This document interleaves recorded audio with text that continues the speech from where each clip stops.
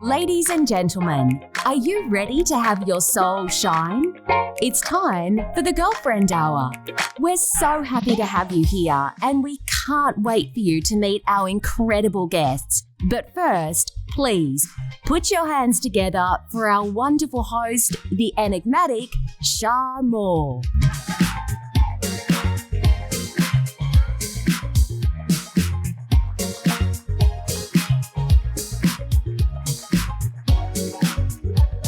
Welcome to episode 1 of our second series of the Girlfriend Hour. I'm absolutely overjoyed and humbled to be welcoming you back for another season. This has been such an incredible ride and I'm loving seeing all of the juicy conversations happening over on our social media pages and on YouTube, of course. Please keep them coming. We have a terrific show in store for you today with some serious femme firepower. We'll cover topics such as thriving after divorce, how to tame your inner critic, financial fitness, and why it's so important for women to find financial confidence. And finally, we learn how one woman went from being sawn in half on stage to writing crime thrillers. Let's dive in, shall we? Our first guest today is the incredible Kim Yabsley. Kim is a funding acquisition strategist and founder of Everyday Strategy, a business dedicated to helping entrepreneurs unlock government grants to drive success. She is the secret weapon behind many small businesses' success stories. It's an absolute inspiration, an amazing mum, and a champion of women supporting women. Let's put our hands together for Kim Yabsley. Hello. Nice to have you. Welcome. Excited. Yes, so exciting to be here. Yes. Look, there's so much I want to chat with you about, Kim, and the work that you're doing is such an important part because a lot of businesses do struggle financially bootstrapping their brands, and to have that government support is quite critical for a lot of businesses. What was the catalyst for you starting your business? Well, I've been self-employed for 20 years now, and in that first business, we built a tech platform to help people benchmark culture, and we did that using government grants. And I'm a strategist by background, and what I realised in that process is that small businesses don't really understand the world of government grants, and so they're not able to use them as a growth strategy. So I really wanted to just, unlock the potential for people to use grants as another strategy to grow their businesses. Fantastic. What advice would you give other entrepreneurs starting out their business? There's so much, right? Like, entrepreneurship is a journey of self-discovery, like the biggest journey I've ever been on, of understanding and up-leveling myself. So my tips would be go early and go hard, investing in mentors and coaches who can support you to get the results that you want. Yes, that's so true. And how do you know when to just trust your instinct rather than sometimes we have a set path and a business plan, but sometimes our gut instinct is saying, no, do this. How do we know which one to trust? I think it's about balance. Like in any area of life, sometimes we tilt a little bit too far, to one end or another. And it's just about bringing that balance back and listening to what you're doing. Like, we all need a strategy to drive our actions, but we need to tune in to our bodies and our hearts and listen to, that inner voice, and then just follow that. Yes. And that inner critic, some of them call it the itty bitty what committee that sits on our shoulder, and that inner critic can get quite loud sometimes. So I'm sure if you're watching this at home, you've had that voice pop up when you decide to do something outrageous, and all of a sudden that voice comes up and gets really loud. How do you personally tame it? Well, that's a work in progress. And I'm nearly 50 now and I'm still working out how to be kind and loving with myself. But I think, those daily practices really help. So meditation, journaling, exercising, and just observing those thoughts that are not helpful and replacing them with something more kind.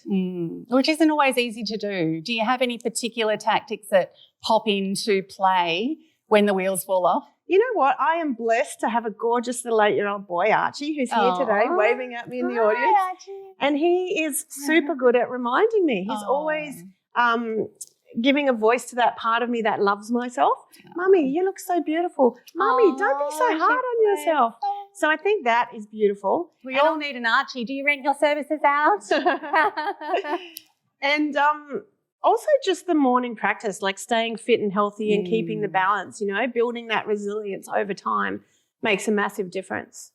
And Kim, with your business, you're dealing with a lot of business owners and a lot of people asking questions and wanting to get grants to grow their businesses.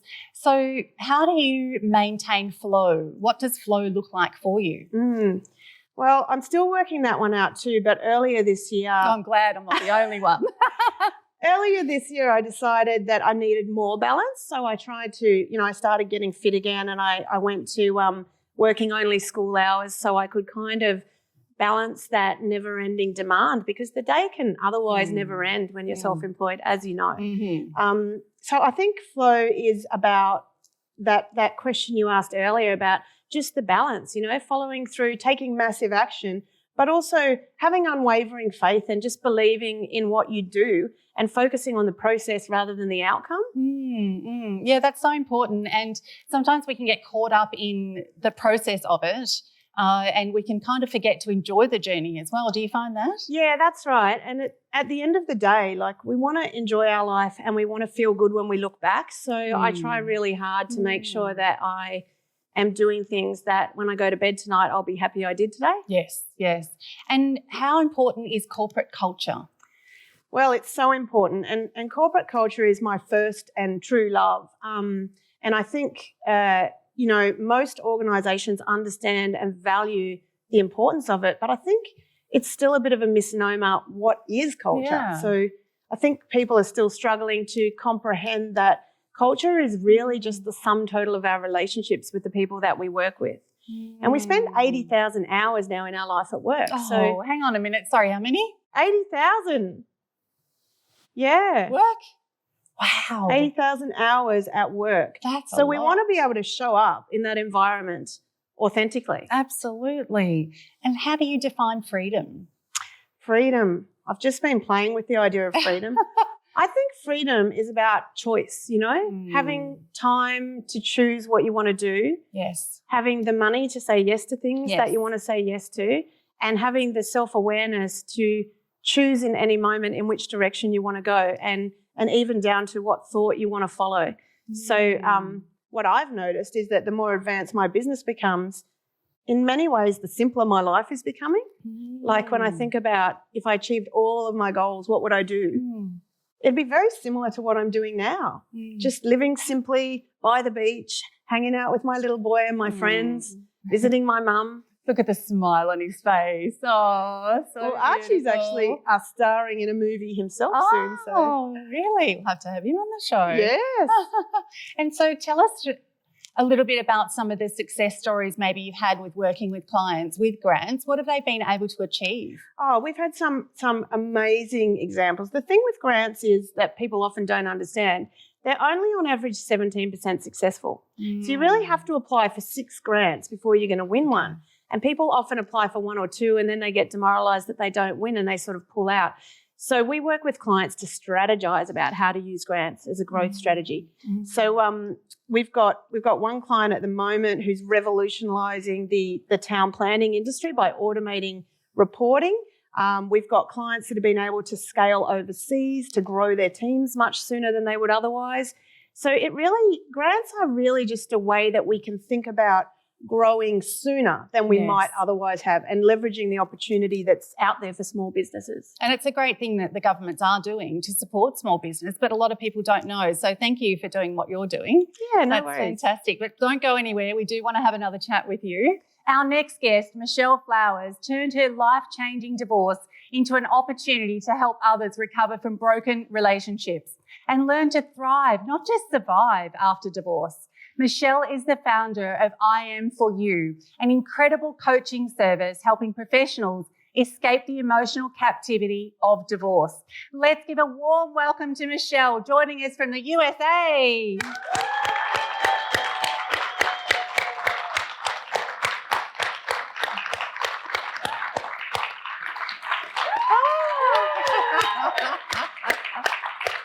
Hello.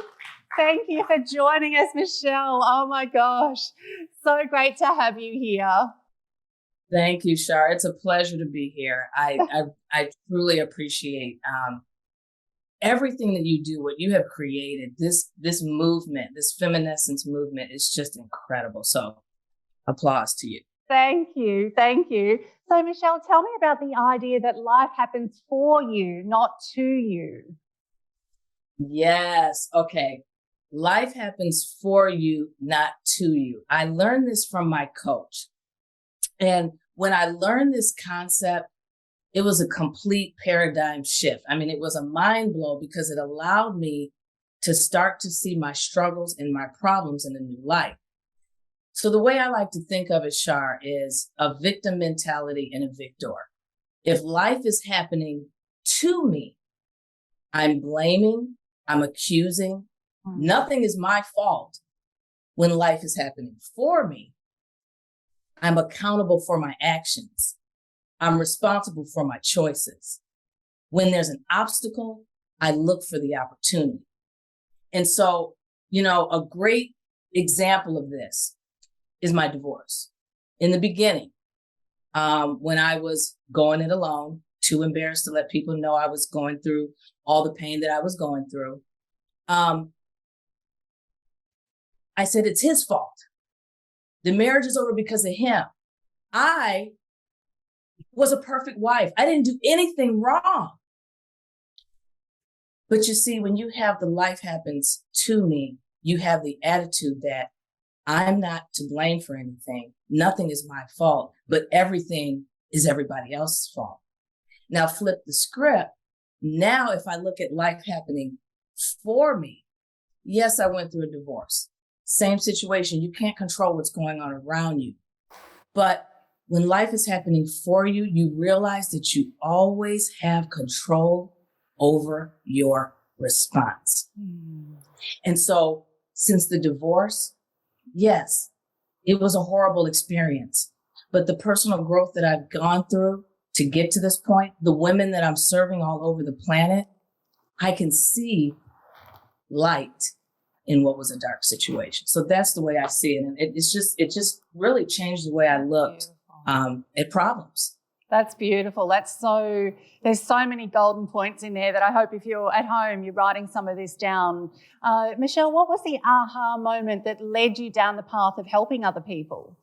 Was there one sort of aha, it's like, wow, I need to help others? Yeah. What was it? Well, I'm going to have to tell on myself first, Shar, because I had hired a coach after the state awarded half of my retirement of 25 years in the divorce settlement. So I hired a business coach because I went into panic mode. I got to make the money back.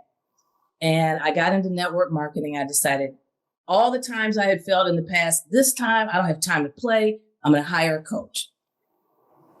This coach, although he was helping me with business, he would constantly say, hey, Michelle, you ever think about helping other women that have gone through a divorce? I ignored him. Other times he'd say, Michelle, have you thought about helping other women that are struggling? It didn't land because here's where I'm telling on myself. I didn't care about anybody else. I was only worried about me surviving. But little did I know, Shar, he was planting those seeds. And one time we met, he said, Michelle, do you know what you've been through? Yeah. Do you know what you've accomplished? Yeah. And then he began to list the different things that I had accomplished. And he said, Michelle, imagine how many women have not done A, B, C, and D, and you could help them. Mm-hmm. Now, that's not the aha. Here's when the aha happened. When he said that to me, something shifted inside. But I went to work the next day and I was talking to a friend and I said, I'm thinking about being a divorce coach. I don't really know, but I'm thinking that's what I'm going to do. She said, I haven't told many people this, but when I got my divorce, I tried to take my life 3 times. She said, what you are going to do is not only going to change lives, Michelle. Wow. You're going to save lives. Wow. That was the aha moment. Wow. That just I drove home from work crying because, in front of people, we wear this mask. But when I got alone, just the tears fell. And then I just knew that's Oh, gosh, what I was that's supposed given me chills, absolute chills. Wow, what a moment. What's been the most valuable lesson since starting I Am For You coaching? The most valuable moment. Well, I would have to say it's what I've learned. Back before I got divorced, and those of you that have gone through divorce, it doesn't just happen overnight. You don't just wake up, oh, I'm going to get a divorce. There's signs that have been going on, but we tend to ignore them. We tend to look the other way. And as I think back to that time, I think I was borderline depressed. I decided I'm going to encourage myself. So I went online and I found these photos that were not the copyright kind, and of nature, beaches, mountains. I put inspirational quotes on them. And then in the corner, I put, I'm for you. Went to the local print shop, printed them out, put them around the house to encourage myself. Now, when I see those pictures, read the quote, the I'm for you was me saying back to myself, I got you. I'm for you. So I was encouraging myself. Now, fast forward to now that I'm serving other women, and I constantly found myself saying, remember, I'm for you. Remember, I'm for you. And then that's how I formed I'm For You coaching. But here was the lesson. Not everybody is ready to go all in on their healing. And Shar, I used to get so frustrated because women would pour their hearts out. Or they'd be in Messenger and there's all these things that they'd say. And I'd say, well, I'd love to be your tour guide for change. Where do we go from here? Was there a cost? Yeah, there's investment. Oh, well, I'm not doing that bad. I journal sometimes and I meditate and I got it under control. And Shar, I used to get so frustrated because I'm like, I have something that could help you. But here's what I learned. Not everybody's ready. And wherever you are in your journey, that is where you are supposed to be. Definitely. And I had to learn that it's okay for them to feel the feels, be where they are. Once someone is for themselves, then the I'm For You coaching really matters. But you first got to be for yourself and be ready to go all in on your healing. Absolutely. I love that. And as we wrap up today, Michelle, how important is authenticity and honesty in business? Woo.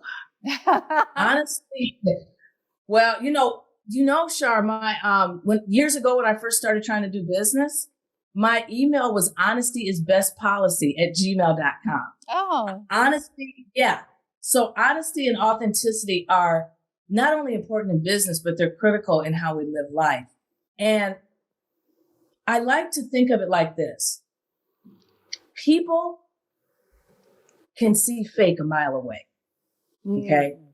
People can tell when you're coming at them with an agenda. Yes. Now, if your only objective is to make a sale, then the only thing on your mind is, have I said all the things? Have I checked off all the boxes? You're not even listening to what that person needs. You're only worried about yourself. But if you look at every touch point that you have with people through your content, face to face or talking on the Zooms, if you think about, and this is what I do, what impact can I make on somebody's life? How can I be a blessing? How can I let my light shine?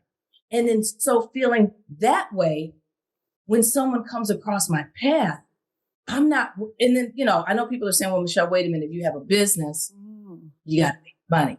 Yes, you do. But I also believe the more people that you impact, that abundance is going to come back to you. Absolutely. So you can be your authentic self, Shar, when you don't have the agenda of trying to make the sale. Because if you're trying to make the sale, you're trying to please that person. And you're trying to say stuff so they'll like you and make the purchase. But if you're just yourself and honest, that's where you make the impact. Regardless of if there's a sale or not, at the end of the day, you can say, you know what? I did what I set out to do. I let my light shine. And the blessings will come from that. I'm kind of a woo-woo, but I just believe that if you can transform and make a difference in people's lives, it will come back to you. Yes, absolutely. Please don't go anywhere. We'd love to chat with you again in a few minutes for our D&M, but give Michelle a round of applause. Thank you so much. Thank you. Stay there. Thank you, Shar. Our next guest, Carly Scharfenberg, is the founder and director of the Loan Suite, helping people fulfill their dreams through clever investment. Carly is a multi-award-winning mortgage and finance broker, and we're so lucky to have her here today. Help me give a girlfriend hour welcome to Carly Scharfenberg.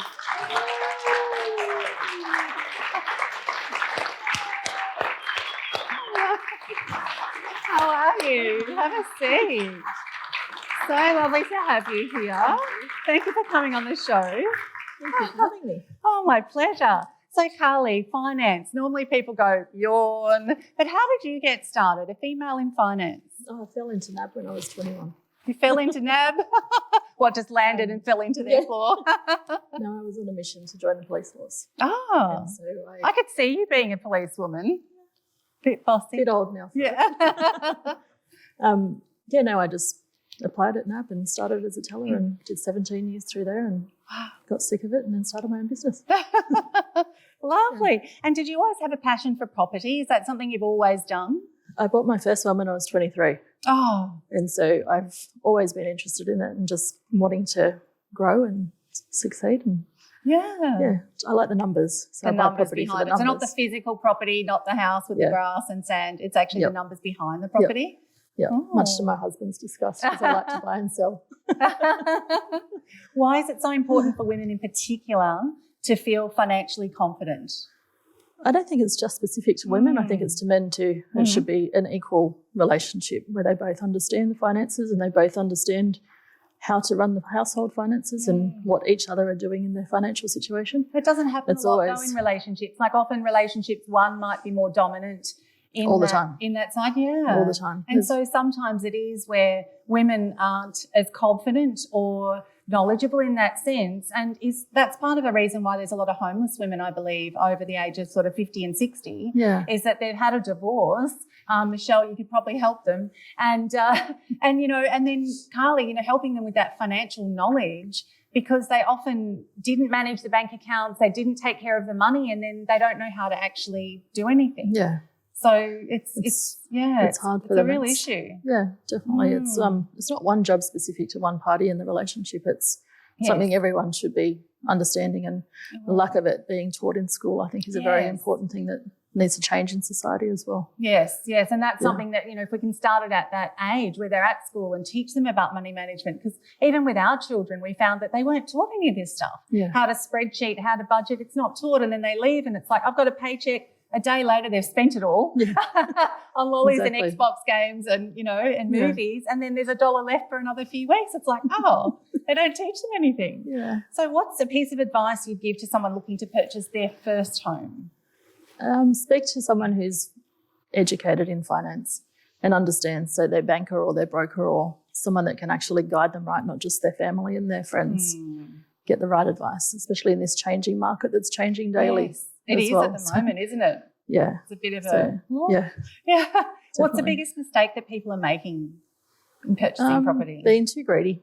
Too greedy. Spending too much money and going in too heavy. They're buying a house and then they're needing that shiny new car in the driveway. That's what we've seen a lot of. And then they're struggling financially then. They buy the big house and get the car to match it and then they can't afford it. Yeah, start small. Walk before you can run. Yes. Yeah, that's a good idea. Maybe I should have thought of that before I did a TV show. No. You did a book. Well, do a book first. Do a book. What's one thing you'd do differently if you were starting your business again? I actually don't think I would do anything differently. Okay. Yeah. So tell us how you started it then, because then that'll give us an idea of what to do. The blueprint by Carly Scharfenberg. Write this down. No, I just believed in myself and thought I could do it and gave it a crack for 3 months and I achieved it and I haven't stopped since. So I've got my family telling me I have to slow down and stop taking on so much, but I'm trying to figure out how to do that. When you work that out, can you please send me the message? Exactly. But we're all glad you did that, because here you are on a TV show on her birthday. Happy birthday. What What a cool thing to do. Which leads me to my last and final question. What's your proudest moment? Actually being here right now. Oh, that was not on the cue card. No, it's not. I never thought I would be able to do something like this. And massive achievement. Well done. Thank you. Amazing. Give her a round of applause. You've been amazing. All right, ladies, let's have a D&M. Follow me.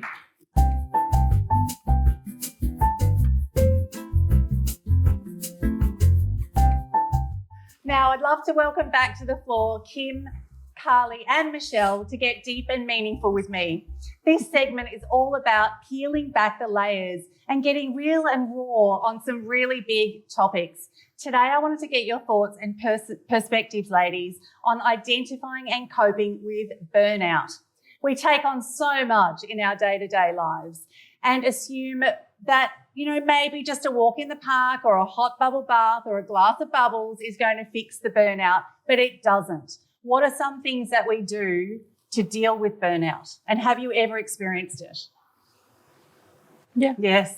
I think mildly, and taking time out, having people that you can rely on in your corner to help you out. I had a really close friend who's a broker and she helped me out in January this year. Oh. I just needed the ocean in my life and I needed to be just away from everything and she helped.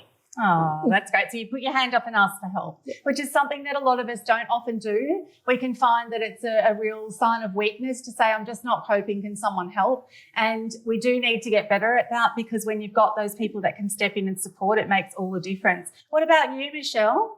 That's an interesting question because I recently went through a burnout. But what I learned, Shar, was instead of looking at it as a burnout, I kind of looked at it as a spiritual reboot because what I found myself doing, like I wasn't wanting to do anything having to do with the business. And I was like, this is weird because I'm just going.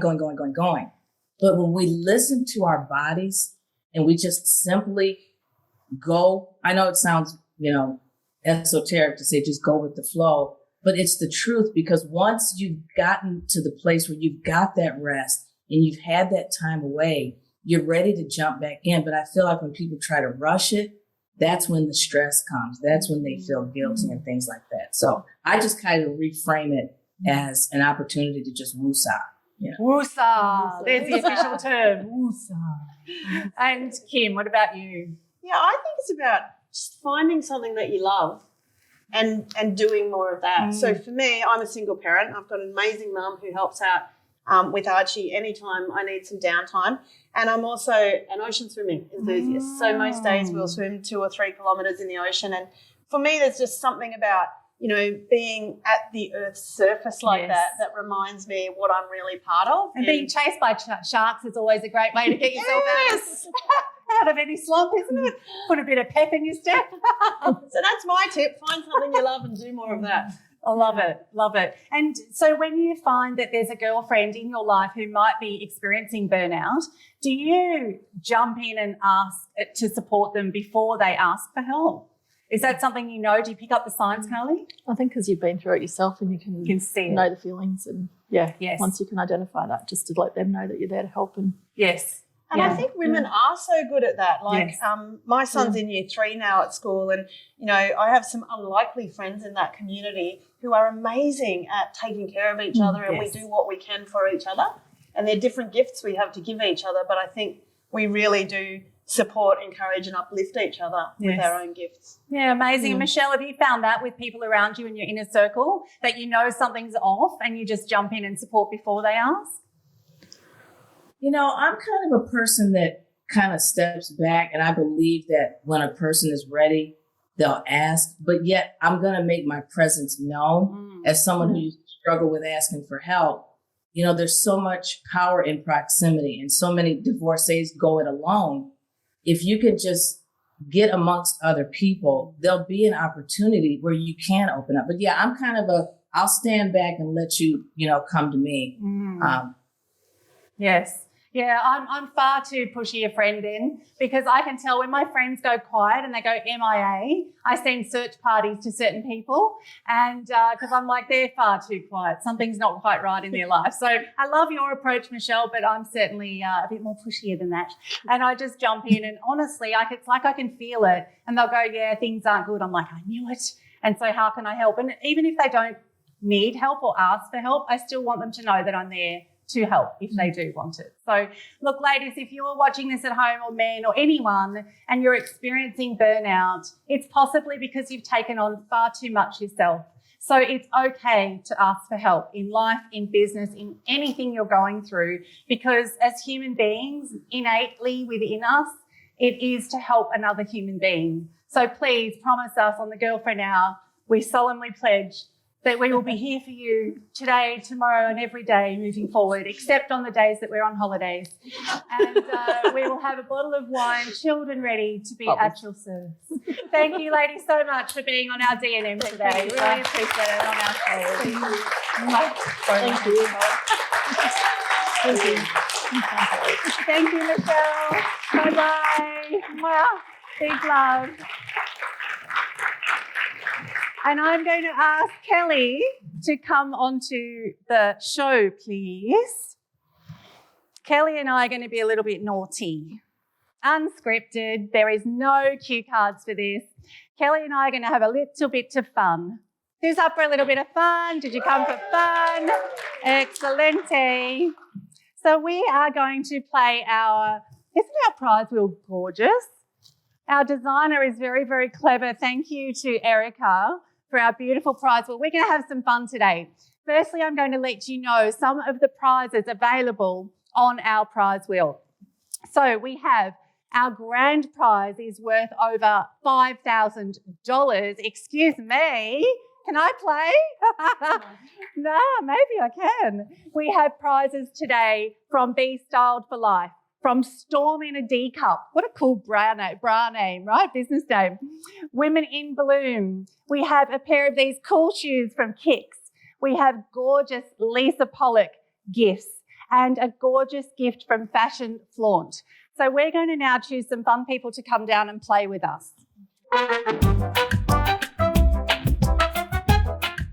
Is anyone here from another country?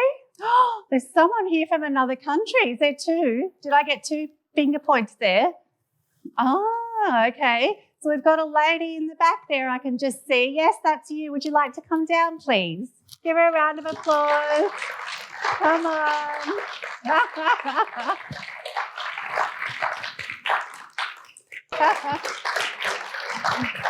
Hello, nice to meet you. What's your name? Sarah, nice to meet you. Where are you from? From the UK, well, Wales. Wales, okay. That's a long drive. No, a long flight. It was a very long flight. Long flight, yes. Yes. And when did you arrive? Gosh, was it yesterday? I've lost track of... Friday. I've completely lost track of time. Friday midnight. Oh, amazing. Kelly, you want to jump Yes, in? they're a day in front. Well, I don't know what day of the week it is. That's all right, neither do I. I've lost a day somewhere. Well, we would love you to have a spin to see if you can win a prize. Okay. But first, is there a weight restriction to get home? What if you win the grand The prize? grand prize, you're going to win one of everything. I like that. I like that. You can always leave them with. So, Shar, tell us about the What have we got here? So this Yes. is the grand Let's step prize back. in this sparkly section in the middle, and our wheel is sponsored by the Be Styled for Life company. And behind every one of these numbers is another amazing prize. So the grand prize is obviously the best one to win. Yes, come on, you But can there do are it. some very cool other things like shoes and picnic your baskets. shoes. They're very comfortable. Can I wear those at 80? You can wear these at any age because they're Are you a 80? sneaker with a boot. 13th of Oh. October. Wow, that's awesome. Let me hold your microphone. All right, so you've got to give it a big spin. Do you want to tell us a number or if you want to be on grand prize, and then we can give you lots of energy? All right. I really like the number 3. Number 3. All right, we're going to give energy. Come to on, number 3. Ready? Let's Yes. tap the 3. Let's cheer. Yep, give it a big spin. Yay. Come on, number 3. Come on, number 3. Come on, number 3. Come on, number 3. Come on, number 3. Oh, number 4. Guess what? You are going to be wearing a pair of these shoes at 8. Oh! You have won a pair of 6 shoes. You made that happen. Thank you, Hans. You manifested. There you go. Oh, thank you. My That's pleasure. lovely. Congratulations. You want to pose photo? Congratulations. Thank you so much for playing. Amazing. All right, we'll be back right after this. Thank you.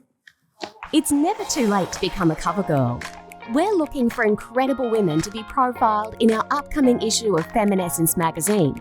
Share your story with an international audience, unlock new opportunities, inspire a new network of supporters. It's time to back yourself. We can't wait to hear about the magic that is you. Visit feminescence.com.au to find out more. Come on, what are you waiting for? Carpe diem, girlfriend.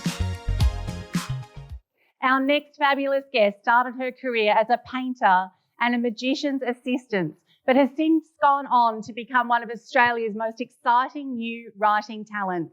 Lorraine Peck is the author of The Second Son, which won the 2021 Ned Kelly Award for Best Debut Crime Fiction from the Australian Crime Writers Association. I can't wait to hear all about her next creative endeavours. Please give a very warm welcome to the brilliant Lorraine Peck.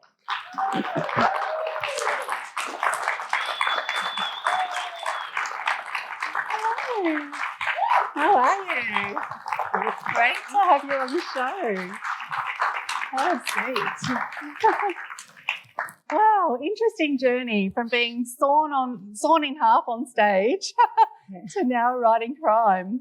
Tell us how all this came about. Well, I think there are some similarities between being a magician's assistant and being a crime thriller author, because both are about distraction and subterfuge. So I, as an assistant, a magician's assistant, I would be distracting the audience in some way. Look over here, look over here. And as a crime writer, you're sort of doing the same thing when you're writing a book. You're trying to lead the reader down a couple of false paths so they don't guess who's the killer too quickly. You've got to take them on a journey. So subterfuge, I think. Yes, distraction. Distraction. And what is your creative process? Where do you get your ideas from? A lot of my ideas come from my life and some of the things I've done, and particularly the men I've been married to, interestingly. I think I'm attracted to bad boys. So I have had some experiences that really impacted my book, The Second Son, and inspired some of the characters. But when it comes to writing fiction, you do have to just kind of see it unfolding in front of you as you're writing. And I'm one of those people. Does this happen to you? You know, when someone's driving you, you're not driving. Yeah. Someone's driving you on a really twisty, windy road up a steep hill. So it's a big, steep cliff there. Do you imagine the car going off? I do. Yeah. Right? I hope it doesn't, but yes, I'm like, oh. I imagine it. Yeah, I'm always imagining these crazy things happening. Yeah, so I have to sometimes shut my eyes and shut down my imagination, because it's that wild imagination that helps me write crime thrillers. Amazing. No, I mean, I must admit, when we go a bit close, I'm like, oh, eyes on the road. Eyes on the road. You can see it happening, but you don't, of course, want it to. No, exactly. You worked in many different locations around the world, US, Asia, Middle East. What's taken you on such a vast journey, Lorraine? Well, I was very lucky towards the end of my corporate career to work for a global real estate agency who had offices all over the world. And I was their go-to retail expert. So whenever they were building a big retail precinct, I would be sort of flown in to help with the leasing and launching of that, staffing it, etc. So I did that in Dubai. So every month I would spend a week in Dubai, or a week in Macau, or a week in Singapore every month. So I was always flying around the world. Business class, I might add, which was really nice. Not too bad. It was a lot of fun, actually. Yeah. But too much flying can be not Yes. as glamorous as you think it is. Yes, yes. It But can it be was quite fun. exhausting. Yeah. Absolutely. And you've worn many hats. What's the superpower do you think that you bring to each role? I've been thinking about this. I think I'm very driven. I want to do my best for everything that I do. And my career's grown really organically, Yes. just kind of doing my best. Yes. And then someone will ask me to step up into Yes. something new. Yes. And yes, because, you know, I left school as a high school student and didn't have any formal tertiary education. So everything I've done, I've learned yes. on Same the as me. on the street. Yeah, Yes. just learning as I go. Yes. And I'm always doing my best. So is that ambition? Mm. It's sort of a bit of a dirty word for women to say I'm ambitious. Yes. They sound like they're aggressive and Yes. so on. But I think I am ambitious. I think I'm driven and I think I'm driven to do my best. So that's what I do. Yes. And I manifest. I'm very good at manifesting. Yes. Now, how good's that? Yeah. How good's the manifesting? I love it. Oh, honestly, I never used to do it. I probably never trusted it. And then I thought, I'm just going to go all in here and Yes. see if I can manifest X, Y, and Z. I'm like, oh, and it happened. I'm like, okay, I'm going to keep doing this. It's amazing. I call myself a grounded woo-woo. Yeah. So maybe that's our superpower. Yes, maybe it Yeah. is. Yes, absolutely. And mentors. Who have been your mentors? Who inspires you? I have two girlfriends Yes. who are incredibly inspiring. Maz Farrelly, who runs she's a keynote speaker Yes. and she's a brilliant coach for me. And also my darling best friend, Sharon Elliott Dunn, who is a life coach. And she started to learn how to be a life coach when I was learning how to be an author. And she would coach me and I would coach her. And then Maz and Sharon and I, we all coach each other and we just support each other. We are our own biggest cheerleaders. And we each have different skills that we bring to the table. Yes. But yeah, they're my mentors. Oh, and it's so important to have that tight circle of people that can support you. Yeah, that's amazing. And your book, The Second Son, won the Ned Kelly Award. You need to take us through that journey because that is, firstly, congratulations. Give her a round of applause. That is absolutely brilliant. Take us through that journey. Something I prepared earlier. Something I prepared earlier. Yeah, the second son, I wrote it while I was, I'd just been diagnosed with ovarian cancer. Oh. And I started this writing course, the first draft writing course with the Writers Studio. And I was really thankful that I had that to do while I was going through that journey. So during the first draft course, I wrote the first draft of this book. Wow. And then I did a second writing course out of London online, the same one Jane Harper did, and Curtis Brown course. And at the end of that course, you have the opportunity to show your first, your opening to the agents there. And Alice Lutchins, who's Jane Harper's agent, said, I want to represent you. So she helped me with more drafts of the book. And then before I knew it, I was sitting in front of HarperCollins and Text Publishing and trying to decide which publisher I should go with. And I went with Text. And then there's more redrafts and more redrafts. And then finally, this was published last year. Congratulations. So, the last draft, I have to tell you about the last draft, I was diagnosed with breast cancer. So, this book, kind of first draft, ovarian cancer, last draft, breast cancer, it's my lucky charm because it got me through both of those. Yeah. So. Wow. That's amazing. I'm so lucky to have been gifted a copy of your lucky charm. Thank you. What are you working on at the moment? The sequel is called The Double Bind. It's coming out in April next year. Okay. Yeah. So this book is about a crime family in Western Sydney. Loosely, Johnny Novak, the protagonist, the main character, is based on my husband, who's Croatian. So it's a Croatian crime family because he was left school at 14. He was dyslexic and he was absolutely going to be a criminal. and in fact was. But he pulled himself out of that and became a successful businessman instead. And my first husband was actually a career criminal. He was you do like the naughty boys. I know. He was the linchpin between the Sinaloan cartel and the Boston Mafia. But when I met him, he was retiring from that. And he was my first husband. So he really informed the character of Amy Novak, who's Johnny Novak, the second son's wife. And she's a nice middle-class girl who just happened to fall in love with a gangster. So that's kind of how this story unfolds. Their world implodes when the first son is gunned down in the street and the second son, Johnny, has to step up and take revenge. So the second book is the sequel to this one. Gosh. Can you not see this being a movie? It sounds amazing. I can't wait to read it. Now, getting noticed in the publishing industry is not an easy thing. So you seem to be in the right room, but what advice would you maybe give to others? Well, firstly, you've got to write the book. Yes. So do courses. They're fabulous. The first draft writing course with the Writer Studio in Sydney, you can do it online. That's how I did it. I'd recommend that really highly because writing your first draft of a book is the hardest thing and they kind of hold you by the hand. Yes. And so do the courses, get the book ready, and then send it to agents who you do some research on. So there are lots of great literary agencies in Australia. Go through them, find the agent that speaks to you and write a pitch letter and send your book off.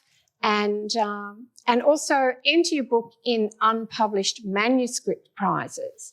Now, Jane Harper entered her first book, The Dry, in the Victorian Premier's Unpublished Manuscript Award and won it. Oh, wow. So then she got the agent and the publishing deal, which was really smart. So look for those prizes too. Yeah.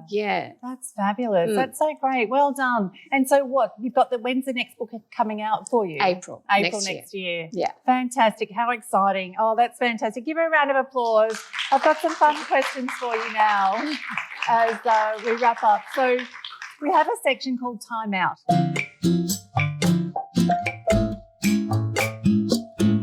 This segment is a travel section. A lot of people have obviously been bursting to get out during the pandemic. Yeah. So, and you've travelled a lot. Yes. Okay, so I'm going to ask you some really quick, fast, fun questions, all right? I'm ready. So now you win the lottery tomorrow. Where are you travelling first? The Greek islands. Okay, why? Because I haven't been since I was 18. Oh, Yeah. okay. What is your favourite aspect about travelling? Sitting on a balcony somewhere overlooking the sea with my husband and saying, how good is this? Look what we manifested. Yeah. What is the weirdest food you've ever tried while travelling? It would have to be fried grasshoppers in Mexico. Okay. Kinda I was crunchy. hungry, but I'm now not. They're okay.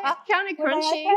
Yeah, they were really fried quite hard, so they were just Okay. crunchy and a bit hot and spicy. Okay. What are your signs of being a travel addict? The desire to pack a suitcase every 3 weeks still really hits me Oh. because I was doing that every 3 weeks in my Wow. working life. And now when I reach that 3-week point, I go, Where am I right, going? where can we go? We go on a road trip. Go anywhere. Yeah. For me, I think it'd be leaving the bag packed in the corner of the room and washing it on the next holiday. Ready to go and Ready walk to out go. the door. Yes. Have you ever hitchhiked? Yes. If not, you have? Oh, Oh, God. okay. Tell us about that. I grew up on the northern beaches of Sydney Okay. and we had a really terrible bus service, so we all hitchhiked. And our way of remaining safe was to put a rock in our handbags. Oh. Right, so you're 15 and you've told your mum and dad that you're staying at a friend's place, and then you go down and you put arms instead, and you have to hitch. Oh God! And of course, one of my friends, Trudy Adams, went missing. Oh, She was a friend of mine. So remember her, Trudy Adams? Anyway, that stopped that. Oh. I stopped after that. Oh my gosh. Yeah. Okay. Yep. Good plan. Yes. Choose one famous person or celebrity to travel with. Ooh, this is tricky. Who would you travel with? Famous. Nelson Mandela Mm. would be fun. Yeah? Yeah, you'd get a lot of wisdom from Yes. him, wouldn't you? Yes. Yeah, Okay. I'm going with him. Okay. Have you ever flown first class? Yes. Yes. Once coming back from Kuala Lumpur, we couldn't, because it was nearly Christmas time. I was travelling with one of my colleagues from work, and we couldn't get on any other flights. We had to come back first class Malaysian Airlines to Sydney, and that was hilarious. They offered us champagne and caviar, and then we just kept asking for more and more. Free supply. Keep it coming. we were really obnoxious. Oh. Yeah. What's your favourite city out of all the ones you've been to? Praiano. Praiano. It's not a city, it's a tiny little Okay. town near Positano. Oh, in now Amalfi. you're talking my language. love Yeah. Okay. I can put myself back there Oh, like that. Okay, I need to know about that one. Yeah. And what would you do if you didn't have to work? Well, I kind of got my dream job now because I'm a writer. I can go anywhere I want and write. So That's true. I kind of already am living my your dream. best life, travelling again soon. you Yes. know. But even just between Sydney and the Gold Coast, because I flip between. Yes. Yeah, I'm already living my dream, design. I think. Love it. Yeah. Fantastic. Yeah. Let's give it up for Lorraine Peck. Thank you so much for being on our show. Absolutely fantastic.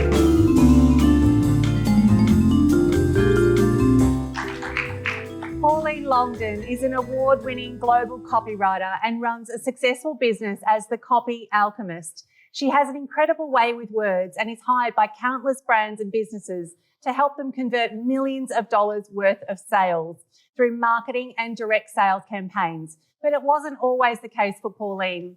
She has an incredible story to share with us today on how she went from army nursing major to world-renowned copy genius. Please welcome Pauline to the Girlfriend Hour Couch. Hello, how are you? Welcome. Thank you for being on our show. You look amazing. Thank you. You're a rock star anyway. Tell us, we need to know, like, how do you go from army major nurse Yeah. to becoming the copy alchemist? Well, it was quite a journey and a transformation. It was kind of the thing I needed to do because when I got to Army Major, a twist of fate, which was kind of cruel, I got diagnosed with major depression, which is, major, got promoted to major and got major depression. I said, can you please demote me so I can get less depression? Less depression. Oh. But anyway, it was funny now, but it wasn't funny at the time. But basically I needed to change my profession and I was told that I wasn't ever going to nurse again.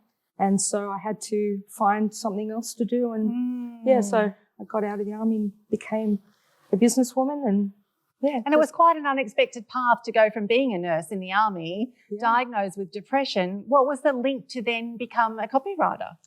Well, there was a little bit before copywriter. I was told I'd never nurse again, so I just accepted that as my fate, right or wrong. I'm glad I did, actually. And then I went into business, and then my business was going okay, but I needed to know marketing. And then someone said, the words are wrong, so why don't you learn copywriting? And that was just the fuel I needed to do to actually learn that amazing skill. That was a gift. And the contributing factors that led to your depression diagnosis, what were they? Yeah, well, in the army, they normally just send you on a deployment and then they bring you home and then they give you a rest. Well, I went to East Timor 6 weeks back, went to Solomon Islands, came back for another couple of weeks, and they threatened to send me somewhere else. And I said, hey, I'm done. So that's it. No more. Yeah, good for you. What advice would you give people who might be suffering from depression? It's pretty hard because, I was high functioning. I didn't really think that I had depression, except for then one day I became aware that I was when I was driving to work, I was just bawling my eyes out. And then I was just but was that menopause? Was that something weird? No, it was depression. But what I would say is if you do have depression, find what works for you. Just don't just take that, that you have to take medication. I'm not against medication. Just find the therapy or whatever works for you, because I couldn't take medication because they almost poisoned me with it. So I had to go off it. So I had to find something that was non-drug. But that was mine, Shar. I mean, what I would say is just find your own path, what works for you. Yes. Yeah, absolutely. And there isn't one rule that fixes everyone, is there? No. And so if you're watching this at home and you might be struggling and you may not even quite realise it, just keep looking for those moments of joy within your life. Would you say that? It's like moment to moment of joy and piece them all together. Exactly. And you're not alone. Yeah. You're not alone. Yeah. Just know that depression also is a dirty cheater, gaslighter. It makes you think that you're special. It's telling these stories. Yeah. But it tells everyone the same story. It lacks creativity. Like, so boring. I want to be different here. Kick them out. Like, they're lying to you. I love that. How did you come to realise that writing was actually your true calling? Well, I started to do writing for my own business, and then people said, hey, who's doing your writing for your business? And I went, me. Yeah. And they went, can you do mine? And I went, oh, all right. And then I realised I could charge money for it, significant money. Yeah. And so then I just transitioned into copywriting. I love it. Now, it's not, everyone looks at Pauline now, she's world renowned, she's sought after by some very, very big companies around the world to do their copy, but it wouldn't have been that at the start. Now, starting a new career is not always easy, and I'm sure you didn't just go from what you were doing to world renowned copywriter. So how did you get started? How did you put yourself out there? Yeah, well, social media is such a gift these days, isn't it? I mean, you can like say something in Brisbane and someone over in LA or wherever in the world. So that's how I got my name out there. And now I'm doing a lot of copy coaching and I get people chasing after me and literally running down the street, come back, yeah, it's do like, my get away, boundaries. Yeah, exactly. Pauline, as we wrap up, what's the best piece of advice you've ever been given? Well, I like the Gandhi thing of being the change you want to see in the world, but I think what I like and linked to depression and just, everything in life is that light can go into darkness, but darkness can't go into light. So just remember you have that light inside you. Shine that out into the world and you will naturally be the change you want to see in the world, won't you? Absolutely. Shine your light. That's it. Oh, let's give it up for Pauline. What an amazing woman. Thank you so much. That's amazing. Thank you. What an amazing woman. This segment was proudly sponsored by the Lone Suite. Well, I'm feeling inspired and my cup is full to the brim. I absolutely loved learning from each of our guests today. I'm blown away by hearing all the incredible ways these women are helping others find success. What was your favourite part? Are there any new ideas that are brewing in your head? What tidbits are you looking forward to sharing with your friends? Tell us over on our Facebook page, please. Thank you to Liz Clift International for dressing me, Kix for giving me these super cool shoes, Feminescence Magazine, Be Styled for Life, and each and every one of you for loving our show. I hope I have been worthy of your time. Okay, girlfriends, until next time on the Girlfriend Hour. Thank you so much. That was amazing. You are wonderful. Well done. Thank you, Lorraine. Thank you so much. Yay! You're awesome. Fantastic. Well done.